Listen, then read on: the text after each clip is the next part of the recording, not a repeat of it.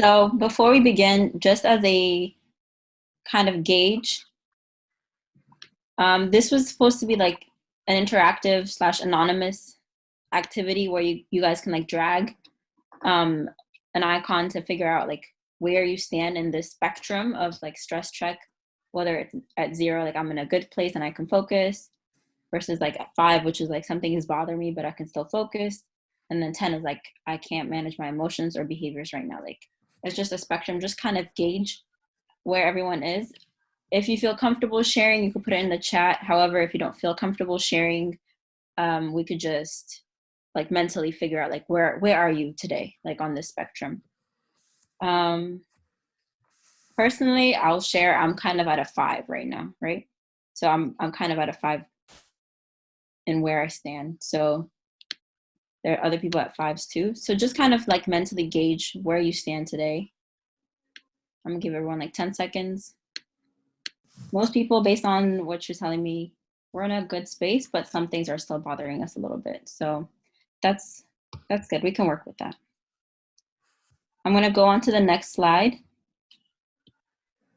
So this is a slide that kind of asks like what is filling your bucket and then what is draining you. So something that's filling your bucket is like something that gives you energy, maybe helps you to feel calm, sort of joy. And then something that's draining you is just like what is stressing you out or tiring you out at this time. And you can also like think of this mentally, or if you want to share in the group chat as well, we can all just share with each other, especially if you have something that's like filling you and like giving you energy. Like I would like to know so that other people can also maybe get ideas from you. So take a few seconds to think. Well, when we talk about this, what is filling your bucket today and what's draining you, it's very, very, very important. Sometimes some people, they fill you, some people, they drain you.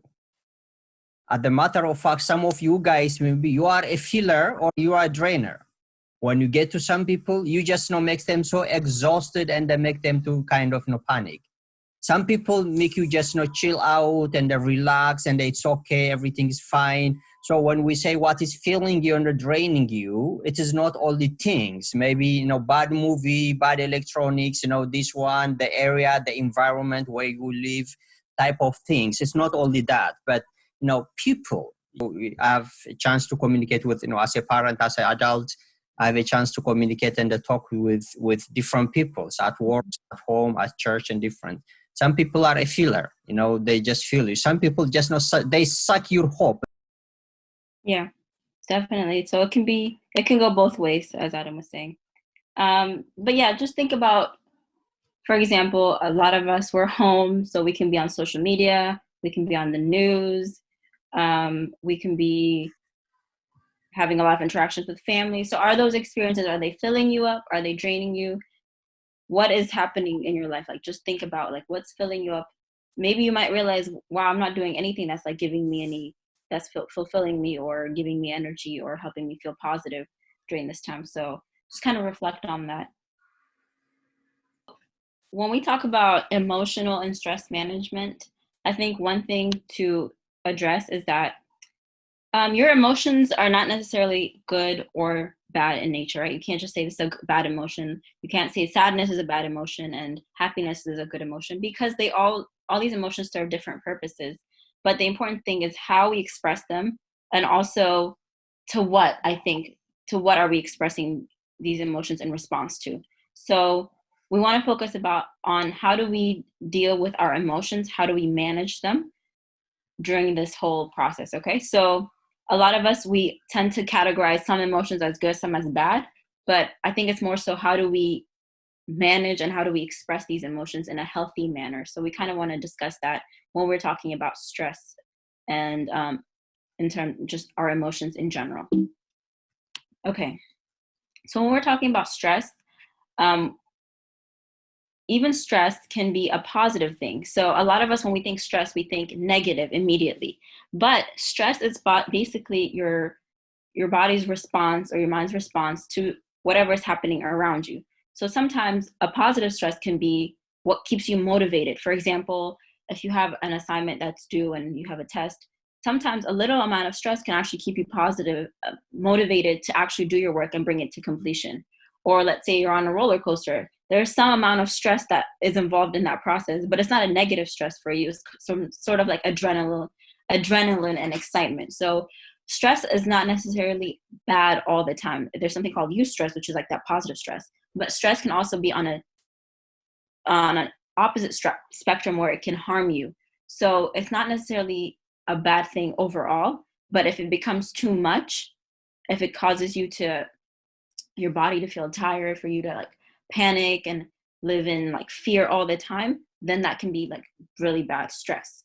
So when we're talking about stress control, there's a strategy that I want us to just anchor on called an ABC strategy. So it's very easy because, you know, ABC, everyone should know ABC. But the A stands for awareness, the B stands for balance, and then the C stands for control. So while we're doing this whole presentation, I want you guys to think about this ABC strategy, okay? So the first step, A, is awareness, figuring out what causes you stress and how do you react, all right? So in the coming slides, we're going to figure out how do we figure out what is causing us stress, like where is our stress coming from, and then how are we reacting? So awareness, right? Self-awareness is very important. And then B is figuring out that balance. So there's a fine line, as I said, between positive and negative stress. And so how do we know how much we can handle before it becomes negative? So figuring out, is this balanced stress, or is this becoming too much negative stress? Okay, so that's the balance aspect. And then C, I can't really see, is control. And so control is, how do you combat these negative effects of stress? How do you fight it, right? So there's 3 ways that I'm going to talk about that you can control, and that's changing your thinking, your behavior, or lifestyle. So any of the tips that we're going to talk about in the coming slides are going to fall under these 3 areas: your thinking, your behavior, and your lifestyle, okay? So this whole presentation is kind of going to be anchored around this. So remember the ABCs. So awareness, balance, control, and then we're going to figure out the 3 areas that also fall under control, which is your thinking, your behavior, and your lifestyle, okay? So with that being said, we're going to go through the next slide. So this is just a statement talking about, like, especially during this time, how when we don't have a lot of pleasant activities, a lot of outlets for us, stressful situations can really exasperate our like emotions and cause us to be stressed. So especially during this time, it's really important for you to be aware. So we're going to talk about awareness. Let's get real, right? Let's get real with what is causing us stress.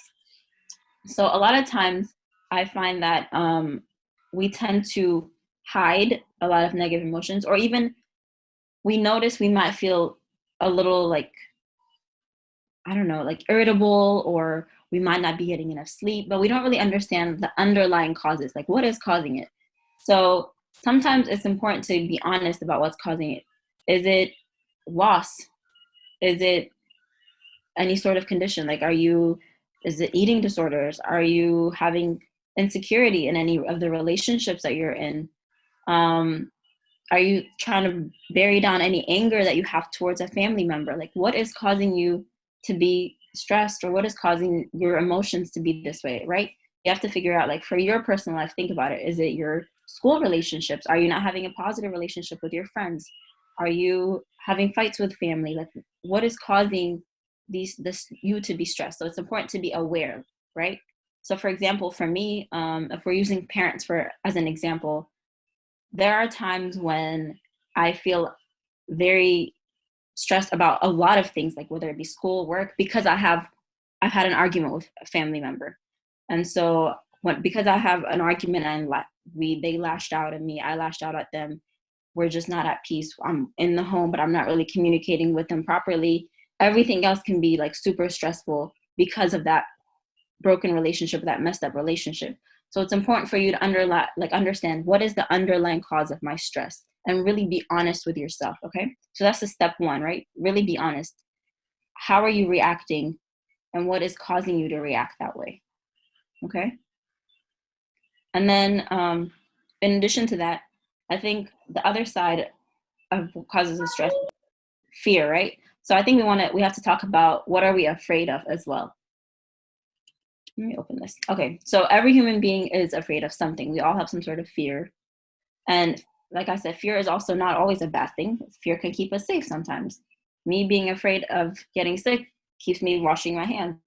But at the same time, if I'm over, right, if I'm over on the other end where it's too much, then I can become really obsessive and compulsive and like always washing my hands, and it's going to dry it out and cause me to have dry hands. Or if you're always so afraid that you don't want to go outside, then you're just going to be at home all the time and scared, and that's going to harm you even more. So there's a fine balance, right? Fear can protect you, but at the same time, too much fear can harm you. So it's important to understand, like, what are we afraid of? So we wrote that sometimes our fears are real, right? And sometimes they're distorted. So when it's based on something real and it's accurate, fear does not always have to be a bad thing. But if it's distorted, if you're magnifying something out of proportion, then it can really, really harm you. So when our fears are distorted, as I was saying, sorry, I have to move the picture. Okay. So when our fears are distorted, they can be bigger or smaller than they should be. And so our goal is to make our fears the correct size, right? The right size, so that they don't cripple us, but we don't also ignore them. So the next step is kind of walking you through the process of how do I change my thinking, right? So having some problem, I mean, some percentage, some amount of stress is okay. So just because you're stressed, that does not mean there is something wrong going on. Now, when you are college, especially college kids, exam time, you drink those energy drinks in an energy bowl or coffee or stuff like that. It increases your stress level. So you just, focus. It helps you to focus. So make sure that, like, some percentage of stress. When you say I'm so stressed, that is the way our body, especially on your age, the hormonal reaction, that the physiological aspects of your being, የሚያመጣው. The other things, when we just, talking about this, the last part, some of us underestimate our stress. The stress is huge, and instead of controlling it, we just underestimating it. Now there is air which is pumping inside of, say, some balloon type of parts. If you are not holding the top, that the inside thing, the power, the pressure needs somewhere to leak out. So even though you're holding the top, the cover part, the mouth part or the entrance part, it will find somewhere leak and they're just going to get out. That is the nature. So when only stress comes, the stress is huge. It's almost, almost about to blow out. You try to be just, control it, hold it and hold it. Sometimes you blow it out somewhere in wrong place, in wrong time, in wrong directions. You have stress, parents, and then you're going to blow out with your friends. And then you have stress with your friends, your relationship, you come home and then you blow out on your parents. But just little stress because you have, don't assume that that's the end of the world. Trust me, it is not the end of the world. Now, when you take this coronavirus, staying home, I know we all are stressed. You are stressed. That's very true. That's the beginning of all this topic, but it is not the end of the world. The world will just, revolving around the sun. It continues. This is not the end of our life. So just, focus, concentrate, and then, at least balance, make it balance. And don't forget that ABC Nazri. That's very good point. Thank you, Anne. Did we go with this? Okay. Yeah, so just to reiterate, this idea that like stress can be good, but with balance, right? It has to be balanced stress. If it's out of whack, if it's not balanced, then that means we need to do something to change either our thinking, our behavior, our lifestyle. There are things that we can control, and we want to be able to change those things. So when we're talking about fear, we talked about how fear is not a bad thing, but if it's in the correct size. So we want to think about how do we change our thinking so that we're not afraid of the wrong things, or we don't magnify our fears out of proportion. How do we see fear in the proper lens? So there's some kind of questions to kind of think through. So first one is, what is one thing that you're afraid of, right? Figuring out what is that thing that you're afraid of. Like, imagine it right now. I want you guys to actually make it real. So like take some time right now to think about like, what is something that you're actually afraid of during this time, right? What is something you're afraid of? So think about it. The second step is to look at the fear and make it the right size, right? To keep it in perspective with your life. So we wanna make it the right size. So pretend to take that fear out of your body, look at it so you can like kind of have a impartial or not biased view on it, right? What does it look like? Is it big? Is it small? Is it ugly? Is it sneaky? What is it like, right? So for me, I guess I'll walk through my process with my fear. So one of my fears is not living up to my potential, right? I'm gonna be a failure one day. That's a fear of mine. So I look at it and I look at that fear outside of me. I'm like, is that really a practical fear? Is it really huge? Is it really threatening me right now? Not necessarily, right? Right now, it's a future like imagined fear. It's far away. Like so when it's within me, when I'm feeling it, it feels so close, it feels huge. But when I realize I'm like, that's just some future like imagined. It's imagined. It's not even a real reality right now. Right. So I can kind of like understand it because I'm able to look at it from a different perspective. And then it's asking you, what does your body feel like inside without it? You could feel relief. You could feel peace. Maybe you still have it inside. Maybe you still feel it. Like you can't really shake it off. Whatever, like go through it, right? What are you feeling inside? And then a good step is really going to the Bible for prayer, right? What does the Bible tell me about the thing that I'm afraid of? What does God say about what that fear is? So for me, I go back to the Bible and I realize the Bible tells me that I'm loved, that I'm not a failure, right? That I'm valuable, regardless of what I achieve, what I don't achieve. So I have to talk to myself about what does the Bible say about it? You have to find some sort of like stable source of information outside of yourself because our feelings can change. Our feelings can be one thing in one day and then something else a completely different day. So once you are able to identify that fear, what can you say to it or about it based on what the Word of God says about it? That's a solid step. That really helps me a lot in my life. And then let's keep going. All right. If I'm really quiet, what is a small voice inside my heart's telling me about how I should respond to this situation? So I think this is really good to do once you're maybe, especially if you're a Christian in the presence of God, right? Because it's very hard for some people to identify what is my own self telling me, what is God telling me. But once you're already open up the Bible or open up the Word of God, then you have affirmation from the Word of God. So you're not in this confusion. So like, what is God telling you how you should respond in the situation?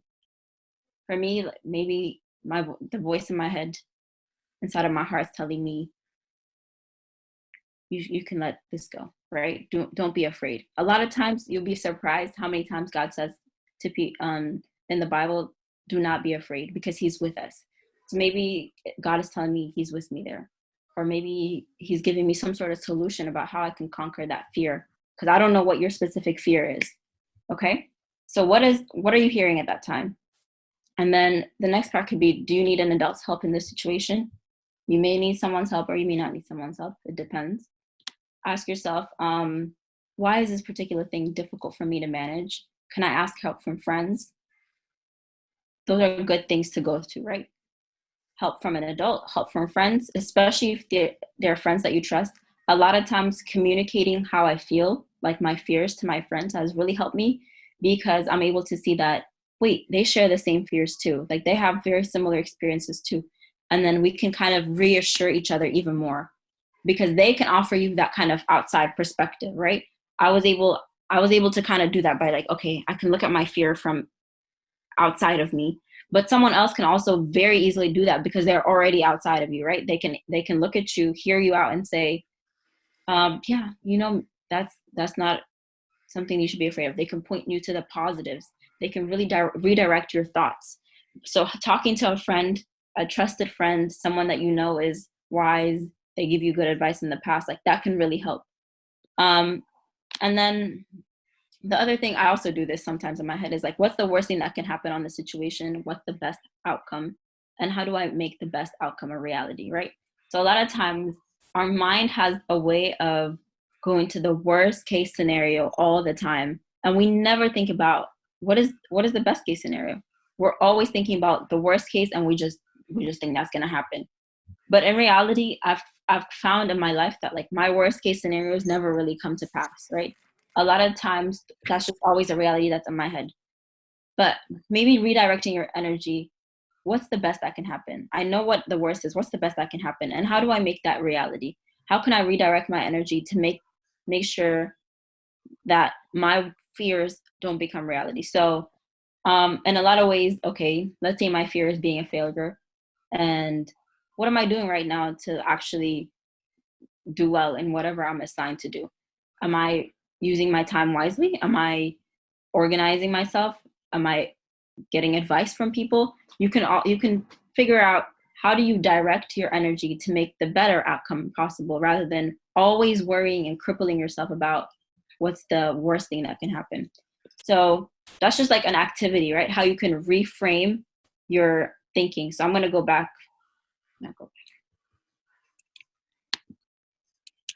One second. So if we go back to like our anchor back here about awareness, balance, control, I think I kind of just like walked you through, like I was aware of what was causing me stress. How do I react, right? Figuring out, is this positive or negative stress? That's that balance aspect. And then when we're talking about control, like that whole questions that we walk through, that's kind of reframing how you're thinking, right? So you can change how you think, you can change how you behave, and you can change your lifestyle. It starts, honestly, number one, it starts with how you think.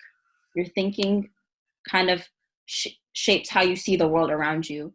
And then your behavior is how you respond. And overall, your behavior can develop into a lifestyle that you can kind of maintain over time. So starting with your thinking, stepping out of yourself, going to other people to help you change your thinking, going to the Bible to help you renew your thinking, right? Even the Bible, there's a verse that says, do, like in Romans 12, it says, do not conform to the patterns of this world, but be transformed by the renewing of your mind. Then you will be able to test and approve what God's will is, his good, pleasing, and perfect will. And so the word of God is able to do that for us, to renew our mind, how we think about things. And it's not always going to be just upward trajectory, right? But if you're able to reset, coming back to these steps, you're able to reset how you think about something. That's a good place to start, right? It's a good place to start to change your behavior and your lifestyle overall. I'm going to pause right here to see if Adam has anything to add on before I go to the next one. That what really makes you cause you know, what is the source of your stress? It's very, very important, again, to identify the real source of your stress. Some of you think, okay, I wish, and you are counting down when you finish your high school and go to college and stay away from your parents. Hildana, you remember, you know, some persons, you know, or, you know, some of you guys, even, you know, maybe different people also remember that sometimes when they have, you know, some type of, you know, kind of uncomfortable situations with parents, they think, okay, I'm going to just, you know, go stay away from my parents. I go to, like, you know, a college, which is completely like, you know, 100,000 miles away from parents. I don't want to see them. But is that really the source of your stress? Are they the source? Assumption? So you need to find it out the very, very beginning, the one real source of your stress. We'll talk. Some of you guys are people pleasers. So number one, your stress is that just do not get that acceptance, being not accepted by friends. That's your stress. Some of you guys are perfectionists, so you don't want to make a mistake. So any tiny little bit of mistakes cause you really uncomfortable. So all your life they're making a mistake. So I don't want to make a mistake. Just, you know, that fear itself sometimes, you know, kills you. So you need to be balanced. And some people are peacemakers. You know, their job is that, you know, they don't mind to lose whatever they have, as long as there is peace in their surrounding. They don't want any conflict. You know, it's really nice characters. And then there are peacemakers. If you are personality, that type of peacemakers, just staying in that uncomfortable area itself causing you just not too much stress. So that type of character, some people are leaders. So number one worry then for those type of people is that losing the will. They always wanted to sit on the driver's seat. So if someone sits and they can't follow. So losing that part, especially they call them caloric characteristics or personality. Those personalities, this is the problem. So just find it out from your inside. Sometimes the reason I mentioned this is that when Nazri asked what causing things, what is the things which cause you stress, most teenagers which I encountered, they say, I don't know. So just dig inside before you pointing to someone else. He is my cause of stress, or she is, or the situations. Think about your area, your environment. That's what is just not causing you the stress. When Nazri said, when it is needed, find help.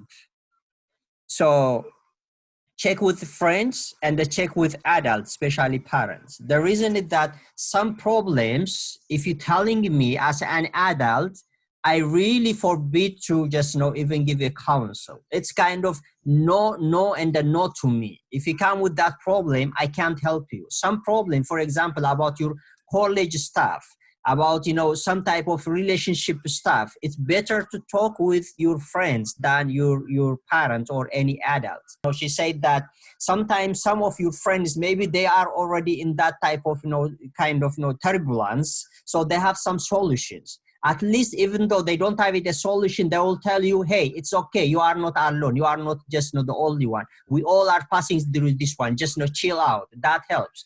And the other side, when you need some type of specialty, when you need some mentorship and counseling type of help, you need adults. You need someone who's matured, who just already passed through that experience. But when I talk about friend, you need to keep in mind in that there are two type of friends. Always in your life, we all have two type of friends. The first type of friends are the friends who help you to grow. The other type of friends are the friends who push you down to die, or just losing your hope, your confidence, your all that. But generally we call them friends. So you need to find it out what type of friends you have. That is, as a Christian especially, you need to stay away from bad friends. Generally we call them those bad influence type of things. So this is your job, this is responsibility, especially on this age. Now all our teenagers, high school, college, and almost middle school finished kids in this group, in this room.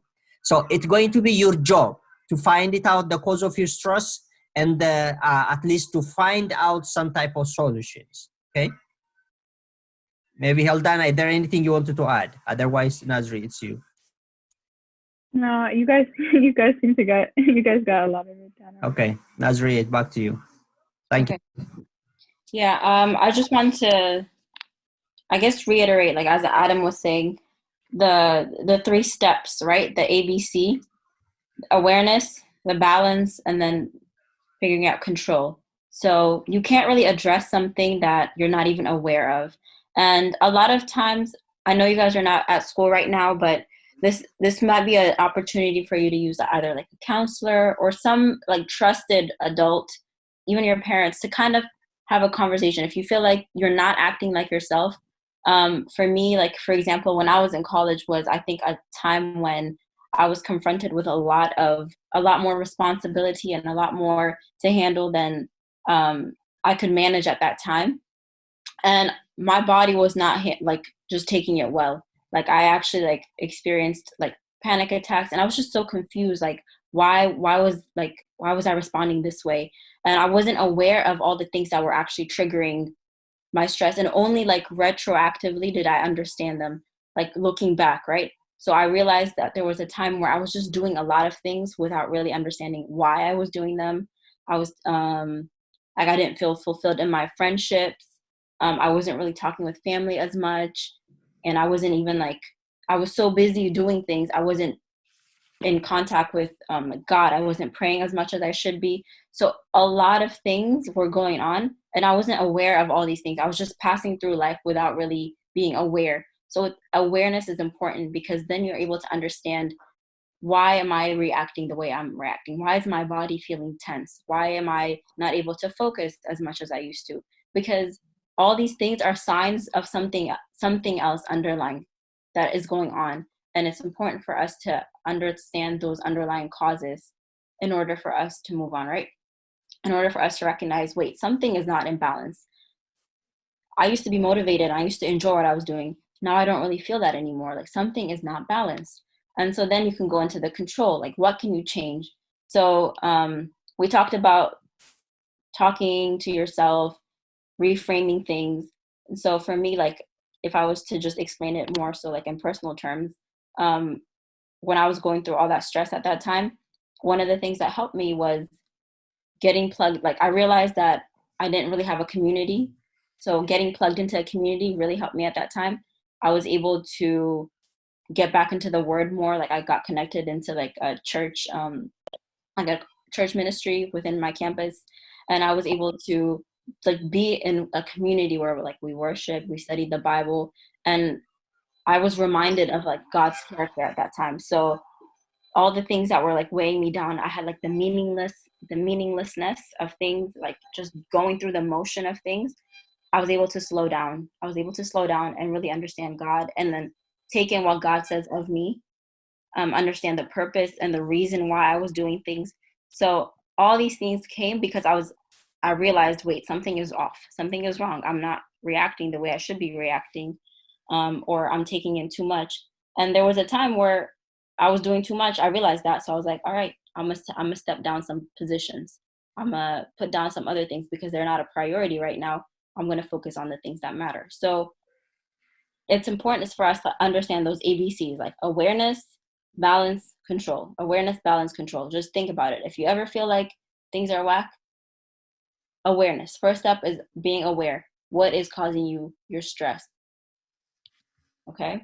And then I can walk you guys through some exercise that kind of walks through how do you conquer your worries, or how do you reframe your thinking when you're thinking about worries. Kind of similar to what we just did earlier, but whenever you're confronted with some sort of anxiety or worry, right, you can ask yourself, what's the worst thing that can happen? Can I handle it? And so usually I like to balance this out.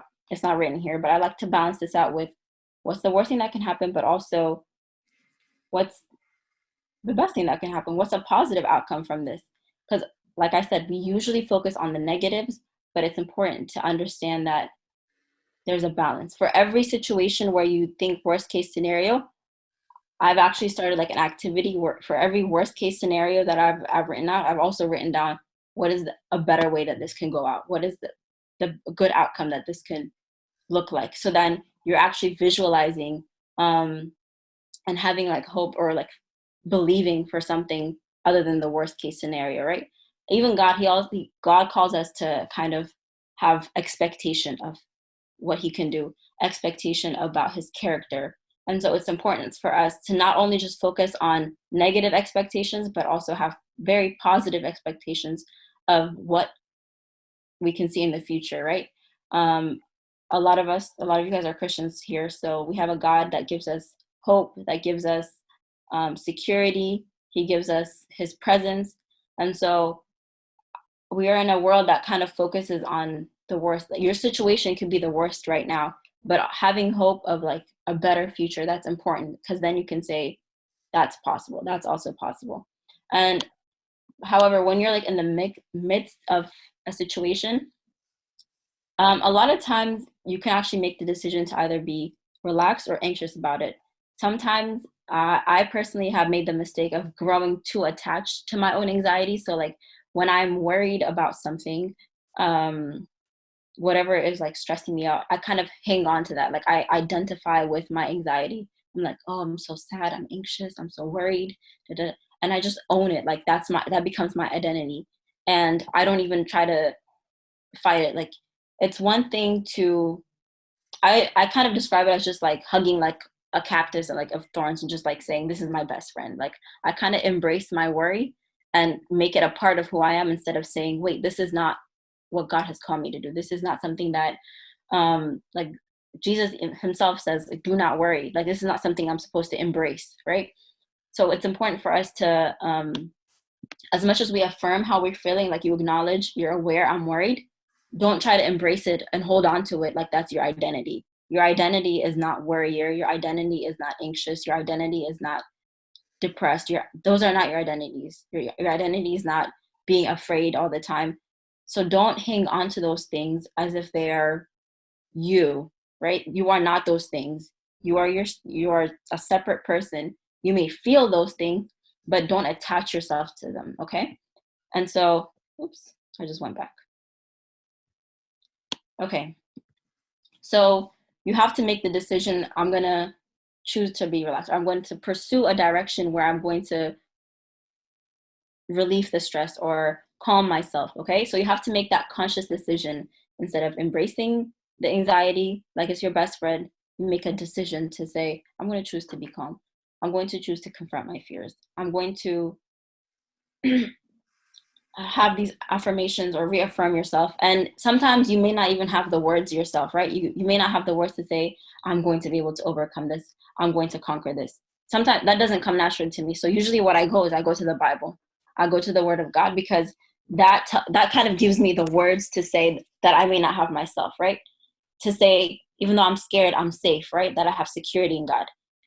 Even though I may be uncomfortable, I can handle it. Why? Because I have God with me. That He gives me my strength.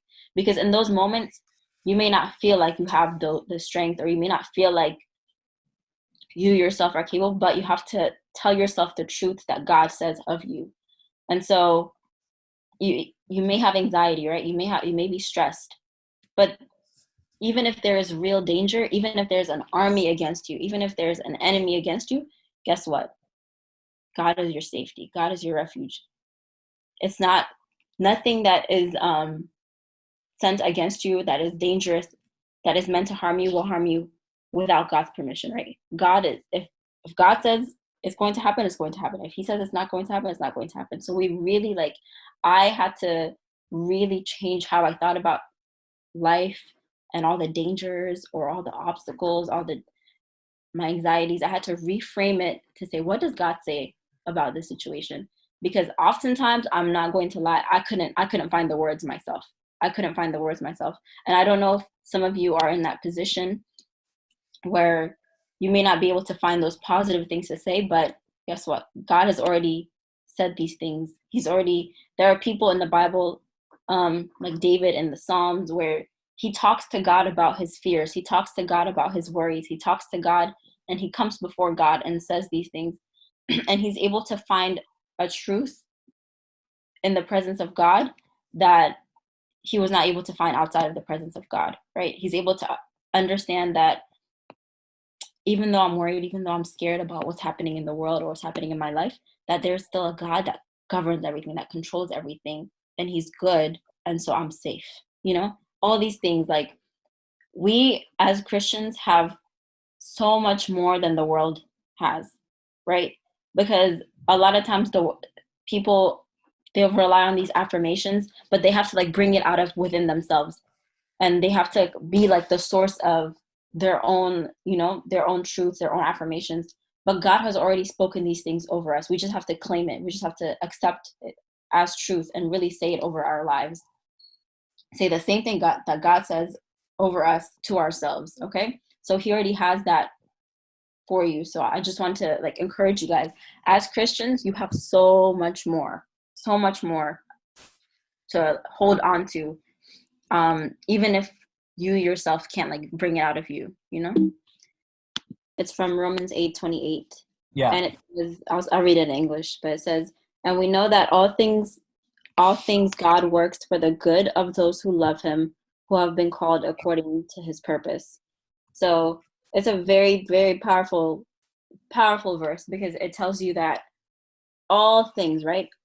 All things, everything that happens in your life, God works for good for those who love Him. So if we're in a community with God, we have this relationship with God, He works everything. Even those things that you don't think are good, He works all things for the good of those who love Him. So just to have hope, right, that God makes this promise to us, is very, very like comforting, especially in times like this. Let's see. And then I guess the next couple of slides are just going to be more practical, like applicable things that you can do as far as lifestyle, behavior. What can you do in times like this when life tends to get stressful? And so it's just more like practical tips. So step number one. Go through just quickly. Yeah, we're running out of time, right? Yeah. Social life, very important. So make sure you stay in touch with friends, family, have conversation with people. Social media can help you stay in contact with people. However, if you find yourself comparing yourself, if you find yourself having negative feelings when you're on social media, take some time off, focus on calling or like maybe texting people, okay? So communication is very important. Other things, just make sure you're balanced all the way, right? There's physical health, there's social, there's mental, there's spiritual and emotional health. So make sure you're touching into all sides of these things, all sides of self-care, right? Making sure you're asleep, you're eating well, as Adam was talking about earlier. Your mental well-being, like we said, if you feel like being on social media is numbing you and making you feel negative feelings, step away. Do more healthy activities, making sure you're keeping this is not, representative of Christianity, but make sure you keep your spiritual life alive, reading the word, praying, staying community like you guys are doing here. This is very excellent. And then emotionally, make sure you talk to people, express how you feel, have at least one person that you can really like get honest and real with, right? Because it would be a shame if you just kept all of your emotions inside. Even if it's a sibling, someone that's close to you that is not going to judge you, have one person that you really feel like you can express yourself to. Like we said, Adam was saying, like facing your fear and taking those steps to really face your fear. Like we said, first step is being aware, right? Aware so you can be able to face it. And then just practical things, like we said, cleaning up your room, doing things to help you declutter in your physical space, also in your mental space. Some helping your parents, creating those positive relationships, right? There are things you could do proactively, not always just reactively, but proactively before things happen, things that you can do to prepare. So building strong relationship with your parents. If you know your mom likes it when you wash the dishes, just do it. And then maybe she'll say something positive and you can have a good interaction. So there are things you could do proactively before bad things happen to kind of strengthen your relationships. Other ways to relieve stress, exercising, taking a nap, listening to music, all of these things help. If you have a pet, I don't know what that feels like because I don't have a pet, but play with them. Meditation, not really in the Eastern type of meditation, not the meditation, but like meditating on the word of God, right? Thinking about it, reading a devotion, reading a good book. All of these ways are things that you can do to kind of have an outlet and let loose, okay? These are more activities as well. Game night, baking, exercise, taking a walk, riding a bike, reading a book, which I have not done yet, even though I have all the time. Read a book. So all these things that you can do to kind of manage your stress, okay? In the more like just day-to-day habits. So yeah, with that being said, I'm going to be done because that's all I have to say. Just remember our ABCs, okay? Remember our ABCs. If there's any takeaway that you have, remember our ABCs because that kind of gets you rolling. Be aware, right? What causes you stress? Find that balance between positive and negative stress. If you're in the negative end, if you feel like there's too many negative emotions that are coming due to stress in your life, figure out, can you change how you think about things? Can you change how you behave? And your overall lifestyle, okay? Awareness, balance, control. Think about it, your ABCs, okay? So yeah, I'm gonna wrap it up. Thank you for listening. You guys have been so diligent. I'm glad you're all here. I hope it was helpful.